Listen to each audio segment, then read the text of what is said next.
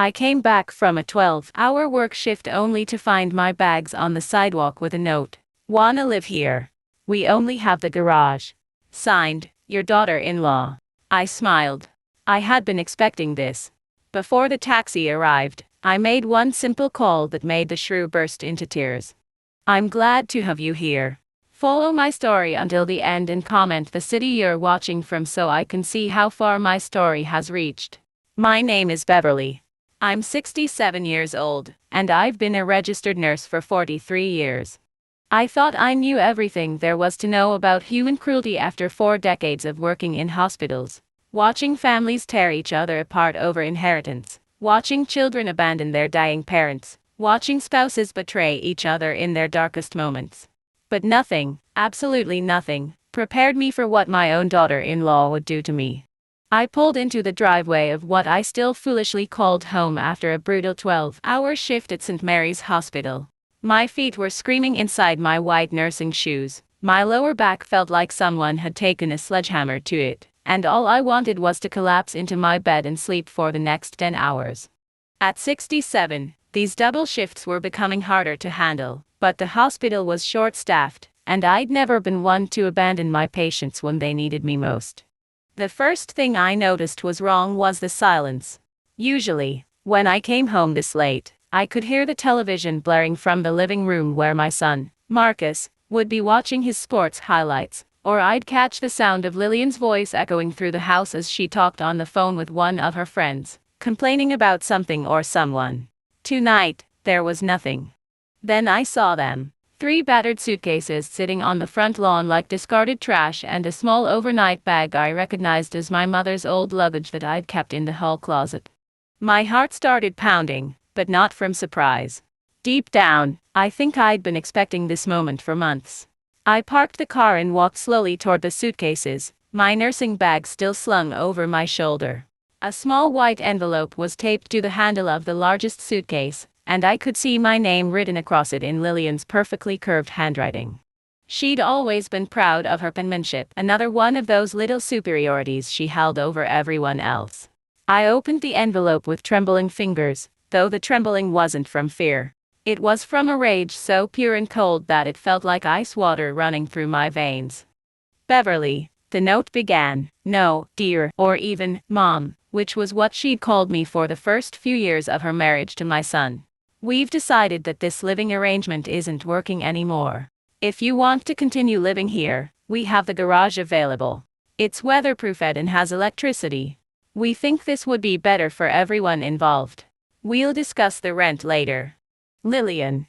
I read the note twice, then folded it carefully and slipped it into my pocket. For a moment, I just stood there on the lawn, looking at this house that I'd helped pay for, this house where I'd lived for the past 8 years since my husband died, this house where I'd cooked thousands of meals, cleaned countless messes, and babysat my grandchildren while Marcus and Lillian went out to enjoy themselves. The garage. She wanted me to live in the garage like some unwanted piece of furniture they couldn't quite bring themselves to throw away. I thought about all the times I'd bitten my tongue when Lillian made her little comments about how I did things differently in the kitchen.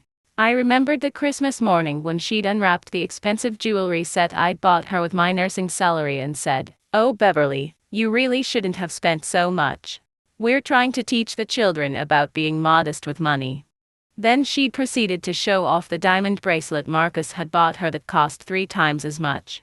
I remembered the evening she'd told me that my medical advice wasn't needed when her youngest daughter, Emma, had a fever that wouldn't break, because mothers know best, even though I'd been treating sick children longer than Lillian had been alive. Emma ended up in the emergency room 6 hours later with pneumonia. But mostly, I remembered last month's dinner party when Lillian had introduced me to her book club friends as Marcus's mother who helps out around the house, not as a registered nurse, not as someone with a college degree and 4 decades of professional experience, but as hired help who happened to be related to the family. I smiled then, standing there on the lawn with my life packed into 3 suitcases. I actually smiled because for the first time in months, everything was crystal clear. I pulled out my cell phone and dialed a number I'd programmed in weeks ago, back when I first started suspecting this day would come. The phone rang twice before a professional voice answered. Sunset Gardens Apartments. This is Maria. Hello, Maria, I said, keeping my voice steady and calm. This is Beverly Thompson.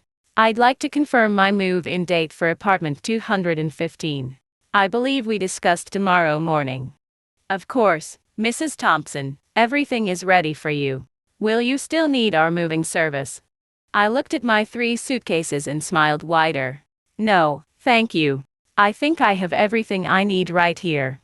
As I hung up the phone, I saw a curtain twitch in the front window of the house. Lillian was watching, probably expecting me to break down, to beg, to promise I'd be a better house guest. She was probably already planning how she'd graciously allow me back inside after I'd learned my lesson about being grateful for their generosity. She had no idea that the lesson was about to begin, and it wasn't going to be mine. The taxi arrived 15 minutes later, and as the driver loaded my suitcases into the trunk, I took one last look at the house. Tomorrow, I would start putting my plan into motion. Tonight, I would sleep peacefully for the first time in months, knowing that I was finally free to be exactly who I'd always been underneath all that forced gratitude and swallowed pride. Lillian thought she'd won. She thought she'd finally gotten rid of the inconvenient mother-in-law who cramped her style and reminded everyone that she wasn't the only woman in Marcus's life. She was about to learn just how wrong she was about everything. As the taxi pulled away from what used to be my home, I caught a glimpse of Lillian in my peripheral vision. She was standing at the living room window, her silhouette framed by the warm, yellow light spilling from inside. I could imagine the satisfied smile on her face, the way she was probably already mentally redecorating my room, turning it into the craft space she'd been wanting for months. She thought she'd executed the perfect plan. Clean, simple, with just enough cruelty to make her point while maintaining plausible deniability if anyone questioned her methods. After all, she'd offered me the garage. She wasn't throwing me out completely. She was just establishing proper boundaries, reorganizing the household hierarchy, making sure everyone knew exactly where they stood. What Lillian didn't know was that I'd been watching her just as carefully as she'd been watching me. And what I discovered over the past 6 months would have shocked even my most cynical nursing colleagues. It started in March, about 4 months ago, when I came home early from a shift that got cut short due to low patient numbers. I'd used my key to enter through the back door, not wanting to wake anyone if they were napping. The house was quiet, but I could hear Lillian's voice coming from the home office upstairs, the room that used to be Marcus's den before she converted it into her personal workspace. I wasn't trying to eavesdrop. I was just heading to my room to change out of my scrubs when I heard her mention my name. Something in her tone made me freeze on the staircase. I'm telling you, Sandra, she's becoming impossible to live with, Lillian was saying, her voice carrying that particular blend of exasperation and martyrdom she'd perfected over the years. Marcus feels so guilty about it, but honestly, I don't know how much longer I can handle having her here. I gripped the banister, staying perfectly still. The worst part is how she acts like she knows everything about everything, Lillian continued. Last week, she had the audacity to correct me in front of the children about their bedtime routine. In front of my own children, Sandra, can you imagine? What she was referring to was the evening I gently suggested that maybe 8-year-old Emma shouldn't be drinking caffeinated soda right before bed, especially since she'd been having trouble sleeping. Apparently, basic child development knowledge was now considered overstepping boundaries. And don't get me started on the money situation. Lillian's voice dropped to what she probably thought was a whisper. She acts like she's contributing so much with her little nursing job, but honestly, the amount she pays us for room and board barely covers the extra utilities and food costs. Marcus is too sweet to say anything, but I can see how stressed he is about the finances. My blood ran cold. The little nursing job that barely covered utilities. I was paying Marcus and Lillian $800 a month for my room and board, which was more than fair considering I was family. But more than that, I'd been covering the children's school lunch accounts when they ran low. I'd paid for Emma's emergency dental work when her filling fell out, and I'd quietly handled the electric bill for 3 months last winter when Marcus was between contracts. But what happened next was what really opened my eyes. The thing is, Lillian continued, I've been looking into assisted living facilities. Not the expensive ones, obviously, but there are some decent state-run places that would be perfect for someone in her situation. The waiting lists are long, but I have a friend who works in social services, and she thinks she might be able to expedite the process. Assisted living. She was planning to have me institutionalized. I know it sounds harsh, Lillian said, and I could hear her settling into her favorite chair, the one I'd later learned she'd bought with money that came from the joint account I'd been contributing to. But honestly, Sandra, at her age, with her health issues. I mean, she's 67 and still working these exhausting hospital shifts. How long before she has an accident? How long before she becomes a real liability? Health issues. I was in better shape than most 50-year-olds, had perfect blood pressure, and hadn't missed a day of work due to illness in over 2 years. But I was 67, which in Lillian's mind apparently made me 1 foot in the grave. Marcus would never agree to it if I brought it up directly, she continued, but if I start planting the right seeds, mentioning little incidents here and there, maybe even documenting some memory lapses or balance problems. She was planning to gaslight my own son into believing I was incompetent. That was the moment I decided to start my own documentation project. Over the next 4 months, I began paying attention to things I'd previously dismissed as quirks or minor character flaws. I started noticing patterns that, with my medical training, I probably should have spotted earlier. I noticed that Lillian's college degree, which she'd mentioned was in business administration from State University, was never actually displayed anywhere in the house. When I casually asked about it one day, she claimed she'd lost the diploma in a move years ago and hadn't bothered to get a replacement. I noticed that despite supposedly having a business degree and years of management experience, Lillian had never held a job during the entire 8 years I'd known her. Marcus supported the family entirely, often working overtime and taking on extra projects to make ends meet. I noticed that Lillian received a lot of packages delivered to the house, expensive cosmetics and clothing that she claimed were samples or gifts from friends. But I also noticed that she was very careful about when she opened these packages, always when Marcus wasn't home. Most importantly, I noticed that Lillian had been intercepting the mail for months, always volunteering to bring it in, always sorting through it before Marcus saw it. One Tuesday in July, I volunteered to get the mail myself. Hidden among the usual bills and advertisements was a credit card statement addressed to Lillian Thompson. Thompson was my last name, not hers. She'd taken Marcus's father's surname when they married, but apparently, she'd been using my deceased husband's name for financial purposes. I didn't open the envelope, but I did make note of the return address and the fact that it existed at all. Marcus had no idea his wife had credit accounts he didn't know about. The more I watched, the more I realized that Lillian had been systematically isolating me, not just socially, but financially and emotionally. She'd been building a case against me for months, preparing Marcus for my eventual removal from the household. The cruel note about the garage wasn't a sudden fit of frustration. It was a calculated move in a longer game. But Lillian had made one crucial mistake. She'd assumed that because I was quiet and accommodating, I was also passive and powerless. As the taxi pulled up to Sunset Gardens apartments, I felt a strange sense of peace settle over me. For the first time in months, I wasn't walking on eggshells. I wasn't measuring my words or second-guessing my actions or wondering if my presence was a burden. Tomorrow, I would start phase 2 of my own plan. Tonight, I would unpack my 3 suitcases in my new 1-bedroom apartment and finally get a good night's sleep. The real game was just beginning, and this time, I would be the one setting the rules. My new apartment at Sunset Gardens was everything I needed and nothing I didn't. A clean 1-bedroom unit on the 2nd floor with a small balcony overlooking a well-maintained courtyard. The walls were painted a soft cream color, and the morning light streaming through the windows felt like freedom itself.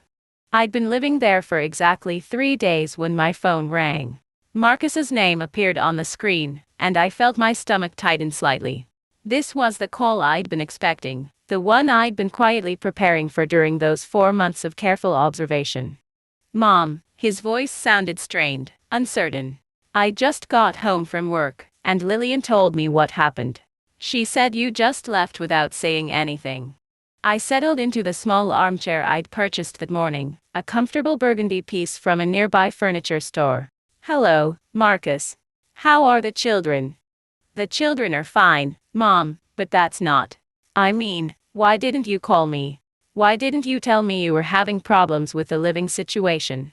I could hear Lillian's voice in the background, too distant to make out words, but close enough to know she was coaching him through this conversation. Did Lillian show you the note she left for me? There was a pause. She said, she left you a note explaining the new arrangement. She said you seemed upset about it. The new arrangement, I repeated slowly. Is that what she called it? Mom, look, I know the garage isn't ideal, but it's temporary. We're trying to save money to buy a bigger house, and we thought maybe if we converted the garage into a proper living space. He was lying. Marcus had never been a good liar, not even as a child. His voice always got slightly higher when he wasn't telling the truth, and there was a rushed quality to his words that told me he was repeating something Lillian had scripted for him. Marcus, I said gently, when was the last time you actually looked at our household budget? Another pause, longer this time. What do you mean? I mean, do you know how much money comes into the house each month and where it goes? I could hear shuffling in the background, and then Lillian's voice became clearer. She was moving closer to the phone. Mom, I don't understand why you're asking about money. Lillian handles all that stuff. She's good with numbers. I'm sure she is, I said. Marcus, I need to ask you something, and I want you to really think about your answer. In the past year, how many times have you had to work overtime or take on extra projects to make ends meet? I don't know, maybe once or twice a month. But that's normal, Mom. Everyone has to work extra sometimes. And how many times in the past year has Lillian mentioned that money was tight, that you needed to cut back on expenses? This pause was the longest yet. I guess pretty regularly, but she's just being responsible, making sure we don't overspend. I took a deep breath. This was where I needed to be very careful. Too much information too quickly would put Marcus on the defensive, but too little, and Lillian would have time to cover her tracks. Marcus, I want you to do something for me. I want you to look at the credit card statements from the past 6 months. All of them. Can you do that? Why would I need to do that? Because your wife has been telling you that money is tight while spending approximately $1,500 a month on cosmetics, clothing, and spa treatments. The silence that followed was deafening. I could picture Marcus standing in his kitchen, phone pressed to his ear, while Lillian tried to read his expression and figure out how much damage control she needed to do. That's not. Marcus started, then stopped. Mom, that's a serious accusation. It's not an accusation, sweetheart. It's a fact. I've been keeping track. Keeping track of what? This was the moment I'd been preparing for. Marcus, did you know that Lillian has a credit card account under the name Lillian Thompson? Not Lillian Morrison, but Thompson, as in using your father's surname. I heard what sounded like a chair scraping against the floor. That's impossible. We don't have any accounts I don't know about. Check the mail from the past week. Look for anything from Capital One Financial. The statements usually come around the 15th of each month. More silence. Then I heard Lillian's voice, much clearer now, obviously speaking directly into the phone. Beverly, I don't know what you think you're accomplishing with these lies, but you're hurting this family with your paranoid fantasies. Hello, Lillian, I said pleasantly. I'm doing well, thank you for asking. The apartment is lovely, very peaceful. This is ridiculous, Lillian continued. Marcus, don't listen to her. She's obviously having some kind of breakdown. It's probably stress from working too many hours at her age. Actually, I said, I wanted to thank you, Lillian. Moving out has given me so much free time. I've been able to catch up on some reading. Did you know that identity theft, even within families, is a federal crime? I found some very interesting articles about it online. The silence that followed was different from the previous pauses. This one felt dangerous, charged with the kind of energy that precedes a storm. Marcus, Lillian's voice was sharp now, hang up the phone. Your mother is clearly having some kind of episode. But Marcus didn't hang up. Mom, he said slowly, what exactly are you saying? I'm saying that you should look at your bank statements, your credit reports, and your mail very carefully. I'm saying that the woman you married has been lying to you about more than just household expenses. Beverly, you vindictive old woman, Lillian started, but Marcus must have signaled for her to stop, because she went quiet. Mom, I need to go, Marcus said, but I'll look into what you're saying. That's all I ask. And Marcus, the children are welcome to visit me anytime. I'm only 15 minutes away, and I have a fold-out couch that's very comfortable. After I hung up, I sat in my quiet apartment and waited. I knew that within the next few hours, Marcus would start looking through financial documents he probably hadn't examined in years. He would find the credit card statements, the store charge accounts, the subscription services for expensive beauty products. He would realize that while he'd been working 60-hour weeks to keep the family afloat, his wife had been spending money they didn't have on luxuries she didn't need. But more importantly, he would start to understand that the woman he'd trusted to manage their household had been systematically deceiving him for years. I made myself a simple dinner of soup and salad, then settled on my small balcony with a cup of tea. The evening air was warm, and I could hear children playing in the courtyard below. For the first time in months, I felt like I could breathe freely. My phone buzzed with a text message from an unknown number. When I opened it, I saw a photo of a credit card statement with a balance of over $8,000. The photo was followed by a message. Found this in her jewelry box. How many more are there? I smiled and typed back, that's just the beginning. Check the mail carefully tomorrow. And Marcus, look up the requirements for a business administration degree at State University. Ask to see her transcripts. The seeds of doubt had been planted. Now I just had to wait for them to grow. The next few days passed quietly, but I could feel the tension building, like pressure before a thunderstorm. I went to work, came home to my peaceful apartment, and waited. I knew that across town, Marcus was probably going through every piece of paperwork in his house, and Lillian was probably scrambling to contain a situation that was rapidly spiraling beyond her control. On Friday evening, my phone rang again. This time, Marcus's voice sounded different. Tired, confused, angry. Mom, I need to ask you something, and I need you to be completely honest with me. I set down the book I'd been reading and gave him my full attention. Of course. Did you know that Lillian never graduated from college? I closed my eyes, feeling a mixture of satisfaction and sadness. Satisfaction that the truth was finally coming out. Sadness that my son was having to learn these things about the woman he'd married and trusted for 8 years. I suspected, I said carefully, but I wasn't certain until recently. I called the registrar's office at State University. There's no record of anyone named Lillian Morrison or Lillian Peterson, her maiden name, ever being enrolled there. Not in any program, not in any year. I waited, letting him process this information at his own pace. The credit cards, Mom. There are 4 of them, 4 separate accounts with a combined balance of over $23,000.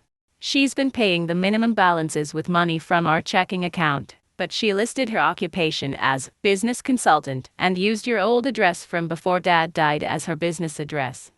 Oh, Marcus. She's been buying things, Mom. Expensive things. Designer purses, jewelry, spa treatments, online courses for things like interior design and personal shopping that she never mentioned to me. There are charges for restaurants I've never been to, gas stations nowhere near our house or anywhere she would normally go. I could hear the pain in his voice, and despite everything Lillian had put me through, my heart ached for my son. I'm so sorry you're having to deal with this. But that's not even the worst part, he continued. I found receipts in her car. She's been meeting someone, a man. Regular lunches at expensive restaurants, hotel charges, even a weekend spa trip that she told me was a girl's getaway with her sister. The emotional affair. I'd suspected it but hadn't been able to prove it. Lillian was too careful about her phone and computer for me to find any direct evidence, but apparently, she hadn't been as careful about covering her financial tracks. Marcus, what are you going to do? There was a long pause. I don't know. The kids. Emma keeps asking where Grandma Beverly is, and I don't know what to tell her. And Lillian, she's been acting strange ever since you left, paranoid. She keeps asking me what we talked about on the phone, whether you've been telling me lies about her. They're not lies, sweetheart. I know that now. But Mom, there's something else, something that makes me feel sick to think about. I waited. The nursing home brochures. I found them in her desk drawer, along with printed emails about waiting lists and admission requirements. She's been planning to have you committed for months. Even though I'd overheard that conversation, hearing it confirmed still sent a chill through me. Marcus, she had it all planned out. She was going to convince you that I was having memory problems, that I was becoming a danger to myself and the children. She even had a list of incidents she was going to claim happened. Falls, confusion, forgetting to turn off the stove. All fake. I felt tears prick at my eyes, not from sadness, but from relief that Marcus finally understood what kind of person he'd been living with. The worst part is, I probably would have believed her, he continued, his voice cracking slightly. I've been so stressed about money, working so much that I haven't been paying attention to what was really going on in my own house. If she told me you were having problems, I probably would have trusted her judgment. You couldn't have known. But I should have. I should have noticed that the money problems never got better, no matter how many extra hours I worked.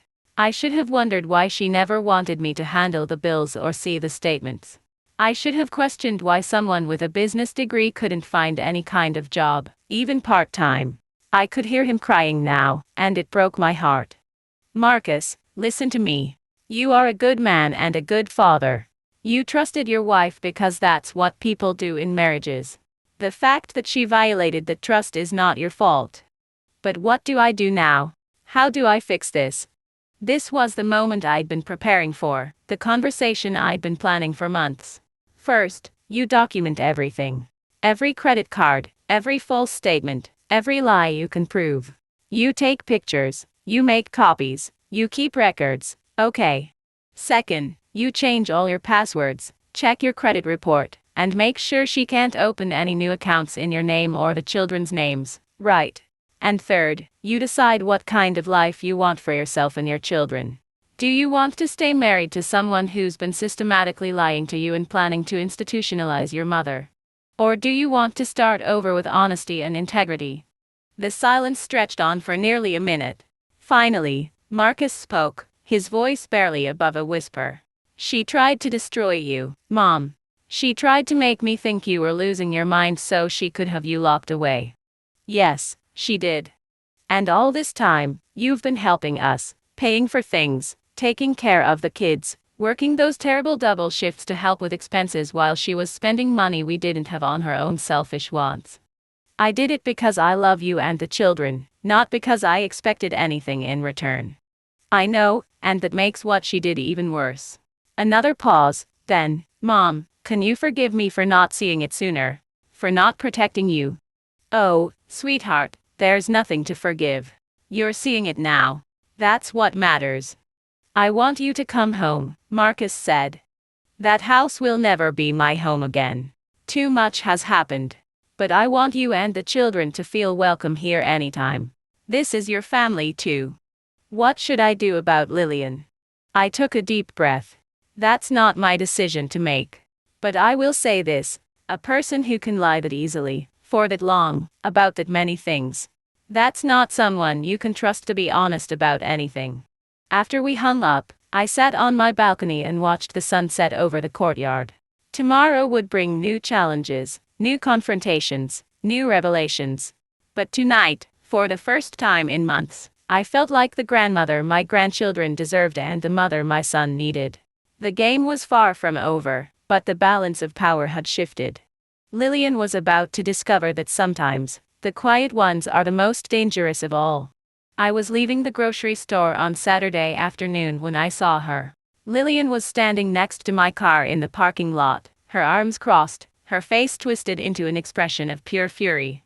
She'd clearly been waiting for me, probably following me, and the realization that she was now stalking me sent a chill down my spine. "You vindictive old witch," she hissed as I approached with my shopping cart. You couldn't just leave well enough alone, could you? I maintained my composure, continuing to load my groceries into the trunk of my small sedan. Hello, Lillian. I hope you're having a pleasant weekend. Don't you dare act innocent with me. You've been poisoning Marcus against me, filling his head with lies and paranoid fantasies. I closed the trunk and turned to face her fully. In the bright afternoon sunlight, I could see that she looked terrible. Her usually perfect hair was pulled back in a messy ponytail, her makeup was smudged, and there were dark circles under her eyes. This was not the composed, controlled woman who had left me those cruel notes about living in the garage. I haven't told Marcus anything that isn't true, I said calmly. If the truth is poisonous to your marriage, perhaps you should examine why that is. Her face flushed red. You think you're so smart, don't you? You think you've won something. This isn't a game, Lillian. This is my son's life, my grandchildren's future. Your grandchildren. She laughed bitterly. You mean, my children. The ones you're never going to see again once I'm done with this family. I felt my heart clench, but I kept my voice steady. Is that a threat? It's a promise. Marcus might be confused right now, but he loves me. We have 8 years of marriage, 2 beautiful children, a life together. What do you have? A sad little apartment and a job that's going to kill you before you're 70.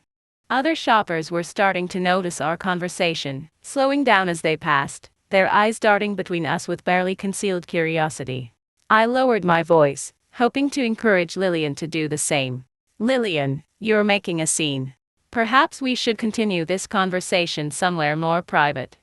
Oh no, she said, raising her voice even louder. I want everyone to hear this. I want them to know what kind of person you really are. A bitter old woman who can't stand to see her son happy, so she makes up lies to destroy his marriage. An elderly couple pushing their cart past us stopped walking entirely, openly staring now. The woman whispered something to her husband, who shook his head sympathetically. You want to know the truth? Lillian continued, her voice carrying across the parking lot. The truth is that Beverly Thompson is a jealous, manipulative liar who's trying to break up our family because she can't accept that Marcus chose me over her. I remained silent, waiting. I'd learned enough about Lillian over the years to know that when she was cornered, she would eventually say something that revealed more than she intended. You think those credit cards prove something? She went on.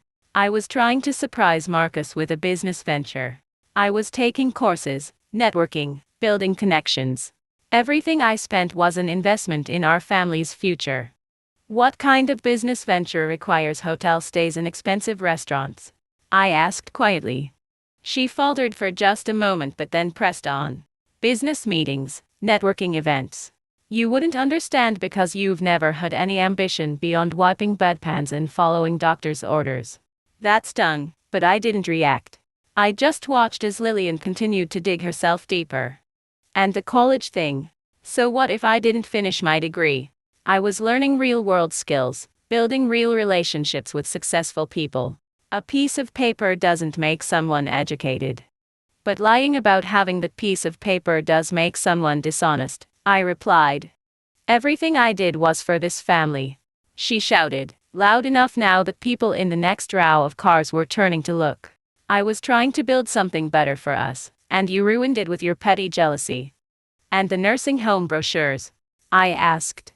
How was planning to have me institutionalized building something better for the family? For the first time since the conversation started, Lillian went completely silent.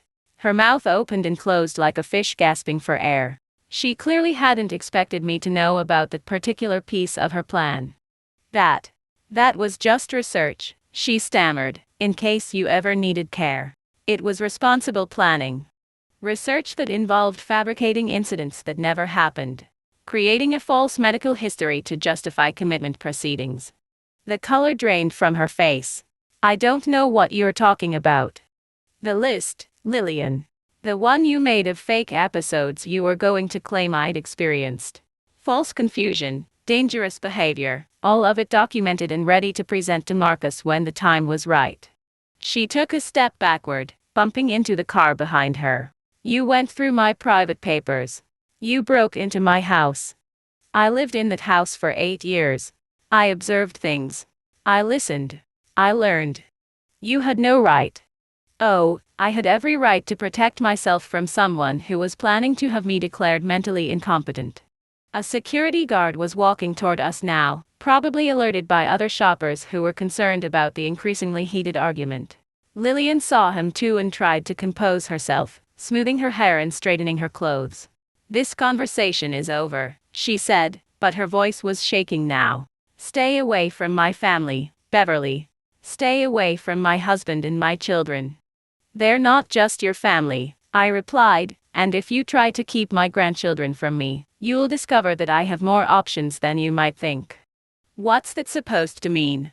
I smiled then, the same calm smile I'd worn the night I found my suitcases on the lawn.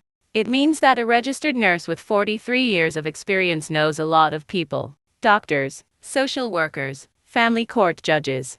People who understand the difference between legitimate concern for a child's welfare and manipulative control. The security guard reached us just as Lillian's composure finally cracked completely. You can't do this to me, she screamed. I won't let you destroy everything I've built. Ma'am, the security guard said gently, I'm going to need you to lower your voice. Other customers are complaining. Lillian spun around to face him, her eyes wild. This woman is harassing me. She's stalking my family and spreading lies about me. The guard looked at me questioningly. I remained calm, my voice steady. I was simply loading my groceries when this woman approached me. I haven't raised my voice or made any threats. Several other shoppers had gathered at a distance, clearly listening to every word. One of them, an older woman I recognized from my neighborhood, nodded when the guard looked in her direction. I saw the whole thing, she said. The blonde lady was already here when the other one came out of the store. She was yelling from the beginning. Lillian's face went from red to purple. You people don't understand what's really happening here. Ma'am, the security guard said more firmly, I need you to calm down, or I'll have to ask you to leave the property. Fine, Lillian shouted. I'm leaving. But this isn't over, Beverly. This is far from over. She stormed toward her car, fumbling with her keys, her hands shaking so badly she dropped them twice before managing to unlock the door. As she drove away, I could see her through the rear window, talking animatedly on her phone, probably calling Marcus to give him her version of what had just happened. The security guard turned to me. Are you all right, ma'am? Do you need an escort to your car? That's very kind, but I'm fine. Thank you for handling that so professionally. As I drove home, I felt a strange mixture of emotions. Satisfaction that Lillian had shown her true colors so publicly, but also genuine concern for what this meant for Marcus and the children. A person who could lose control that completely, that quickly, was someone who might be capable of almost anything when she felt cornered. I had a feeling that the real confrontation was still to come. The call came at 6:30 on Sunday morning. I was already awake, sitting on my balcony with my first cup of coffee, watching the sunrise paint the courtyard in shades of gold and pink. When I saw Marcus's name on my phone, I knew that whatever was about to happen would change everything. Mom, his voice was raw, exhausted. Can you come over, please?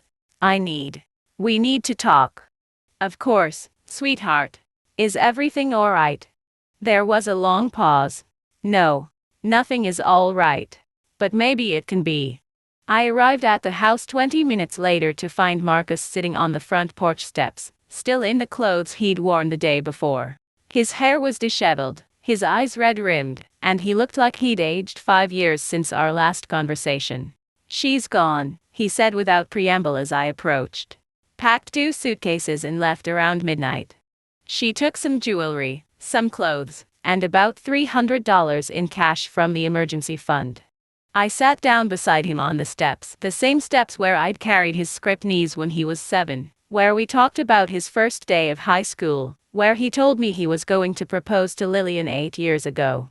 I'm sorry, I said, and I meant it. Despite everything she'd done, I knew that Marcus had loved her, or at least loved who he thought she was. She came home yesterday afternoon after that scene in the parking lot, he continued.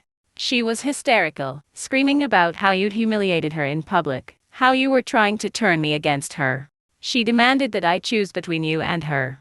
And what did you tell her?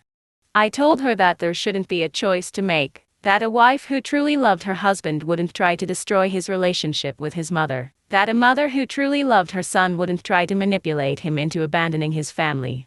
I felt tears prick at my eyes. Marcus. She didn't like that answer. She started throwing things, screaming that she'd given me the best years of her life, that she'd sacrificed everything for this family. And then, she said something that I can't stop thinking about. I waited. She said that if I was too stupid to see that you were the problem, then maybe I deserved to lose everything. And then she laughed. Mom. She actually laughed and said that I had no idea how much I was about to lose. A chill ran down my spine.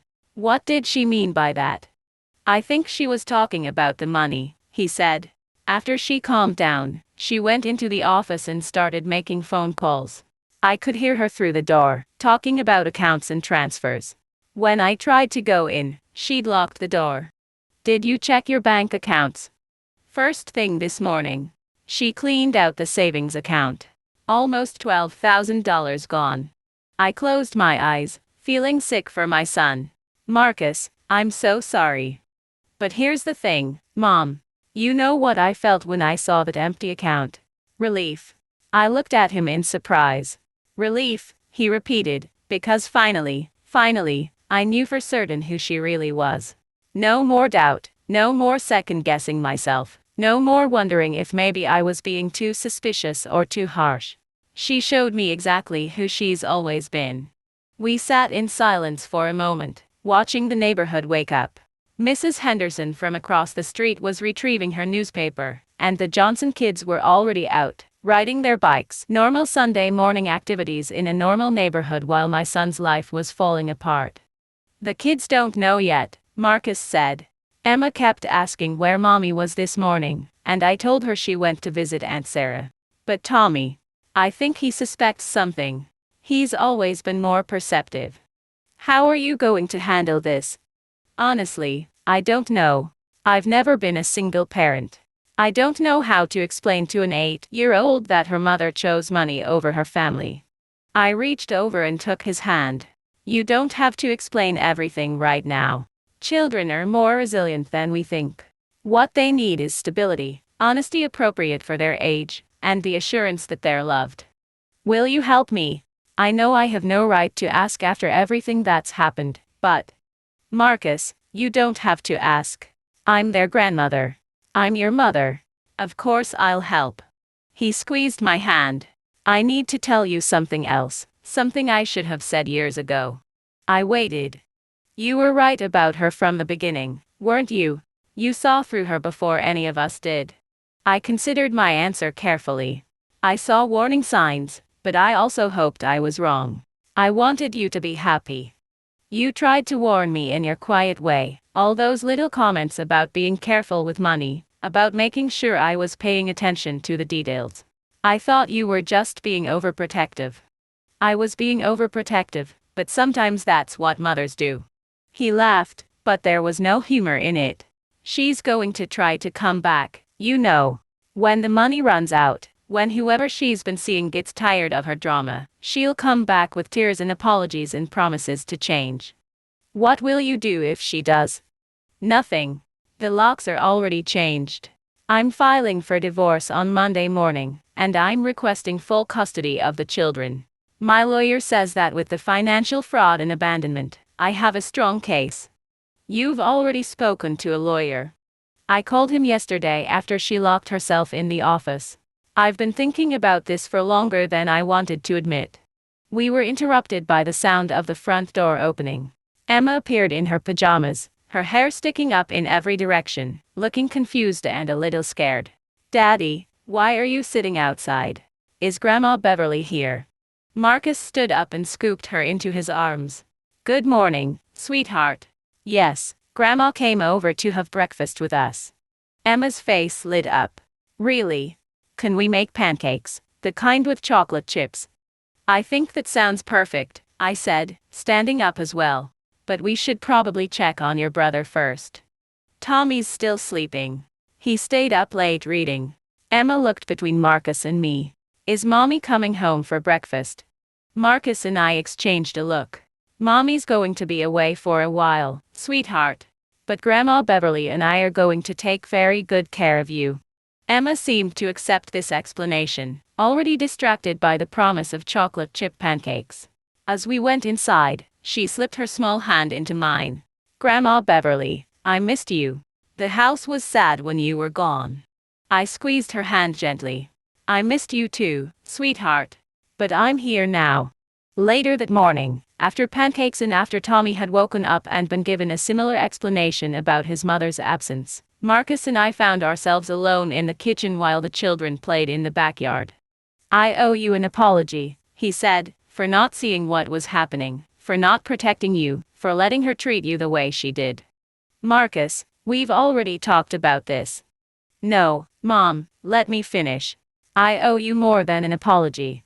I owe you a debt I can never repay. She was going to destroy you, and you saved yourself.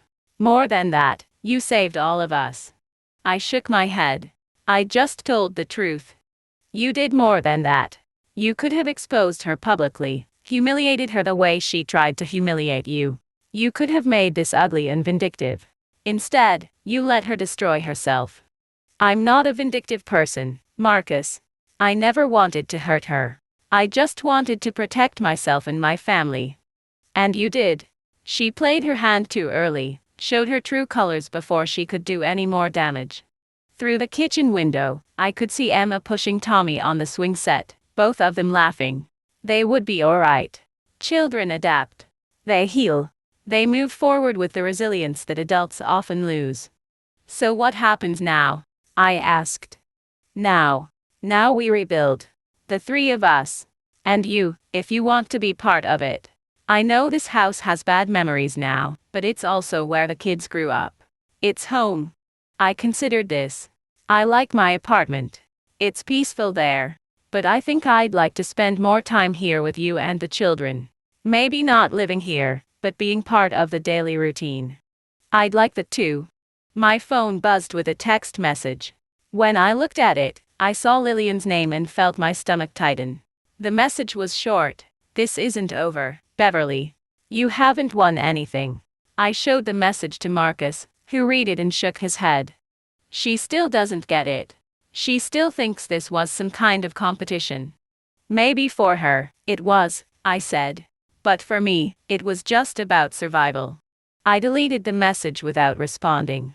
Whatever Lillian chose to do next was her decision, but I wouldn't be drawn back into her games. I'd played by her rules for too long, allowing her to set the terms of engagement. Now, I would live by my own principles: honesty, dignity, and love for my family. 3 months later, I was sitting in the same kitchen, helping Emma with her homework while Tommy practiced piano in the living room. Marcus had taken a new job with better hours and better pay, and we'd fallen into a comfortable routine. I spent most weekday evenings at the house, helping with dinner and homework and bedtime stories. Weekends were split between family activities and my own time at the apartment. Lillian had never returned. The divorce had been finalized without her participation, and Marcus had been awarded full custody. We'd heard through mutual acquaintances that she'd moved 3 states away with the man she'd been seeing, though apparently, that relationship hadn't lasted long either. The children rarely asked about her anymore. They'd adapted to their new normal with the remarkable resilience of youth, and they seemed happier and more secure without the constant tension that had filled the house during Lillian's reign. As for me, I felt free for the first time in years. Free from walking on eggshells, free from second-guessing every word and action, free from the exhausting effort of trying to earn love from someone incapable of giving it. I'd learned something important during those months of quiet observation and careful planning. Sometimes the most powerful response to cruelty is simply refusing to participate in it.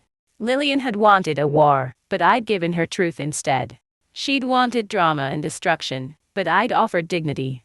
In fact, in the end, she'd destroyed herself far more effectively than I ever could have. And in doing so, she'd freed all of us to become the family we were meant to be. The house was quiet again that evening as I prepared to leave for my own apartment.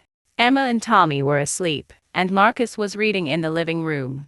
As I gathered my things, he looked up from his book.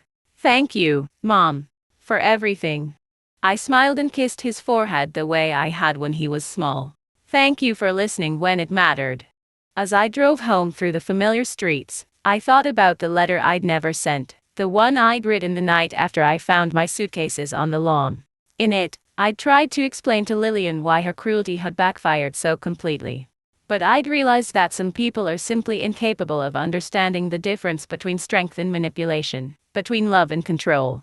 I'd kept that letter as a reminder: the power of silence, the strength found in truth, and the peace that comes from knowing you've chosen dignity over revenge. Some victories don't require a single battle. Sometimes they simply require patience, wisdom, and the quiet confidence that comes from knowing exactly who you are. Now, I'm curious about you who listened to my story. What would you do if you were in my place? Have you ever been through something similar? Comment below. And meanwhile, I'm leaving on the final screen 2 other stories that are channel favorites, and they will definitely surprise you. Thank you for watching until here.